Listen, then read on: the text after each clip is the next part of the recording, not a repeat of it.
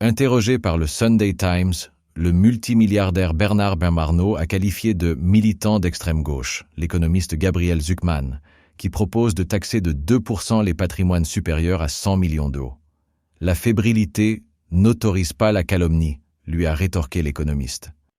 À la fin de l'année dernière, des représentants de Bernard Arnault, première fortune de France, avaient demandé au ministère de l'Économie et des Finances de classer « secret défense » le dossier fiscal personnel du patron de LVMH.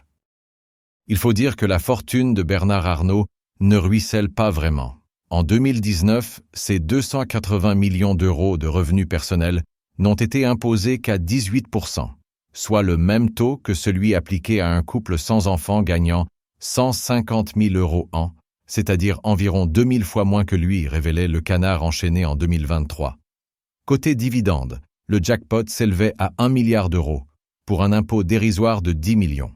Au total, Bernard Arnault n'aura payé que moins de 14% d'impôts sur l'ensemble de ses revenus en 2019. L'an dernier, le Nouvel Obs rapportait également comment, malgré le vote des Français aux législatives, le richissime patron français avait mobilisé tout son pouvoir, ses réseaux et sa proximité avec Emmanuel Macron pour écarter la gauche et toute politique de justice sociale. Depuis 1996, le patrimoine cumulé des 500 plus grandes fortunes françaises est passé de 80 à 1128 milliards d'euros, multiplié par 14 en moins de 30 ans.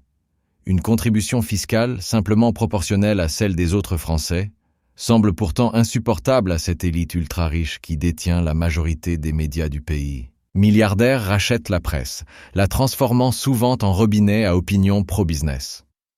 L'an dernier, l'ESJ Paris, école de journalisme, a été reprise par Arnault, Bolloré et Saadé.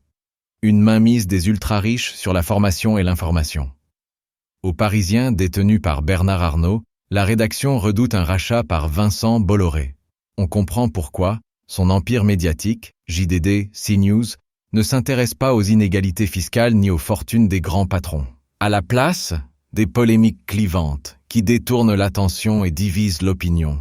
Un système médiatique façonné par et pour les milliardaires, où la parole des puissants est portée et légitimée sur leurs antennes comme jamais, au détriment du plus grand nombre.